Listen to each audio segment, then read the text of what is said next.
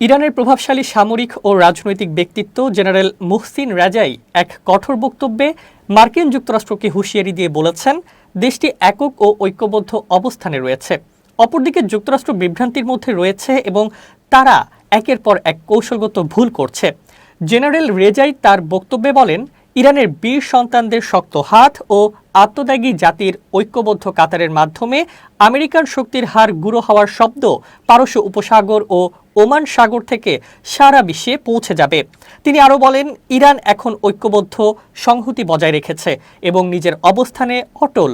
অন্যদিকে যুক্তরাষ্ট্রের ভেতর বিভ্রান্তি ও জটিলতা প্রকট আকার ধারণ করেছে, যার ফলে তারা বারবার ভুল কৌশল গ্রহণ করছে। এই মন্তব্য ইরানের সর্বোচ্চ নেতা আয়াতুল্লাহ খামেনির নির্দেশনায় দেশটির অভিন্ন অবস্থানের প্রতিফলন বলে বিশ্লেষকরা মনে করছেন। সম্প্রতি পারস্য উপসাগর ও ওমান সাগরে মার্কিন নৌবাহিনীর উপস্থিতির প্রতিক্রিয়ায় এই মন্তব্য করেছেন জেনারেল রেজাই। তিনি ইঙ্গিত দিয়েছেন যে ইরানের সশস্ত্র বাহিনী যে কোনো পরিস্থিতি মোকাবেলার জন্য প্রস্তুত। ইরানের এই বক্তব্যের জবাবে এখনও পর্যন্ত যুক্তরাষ্ট্রের পক্ষ থেকে কোনো আনুষ্ঠানিক প্রতিক্রিয়া জানানো হয়নি। তবে সামরিক বিশ্লেষকদের মতে এই অঞ্চলে ইরান ও যুক্তরাষ্ট্রের মধ্যে সামরিক উত্তেজনা নতুন করে মাথাচাড়া দিয়ে উঠতে পারে।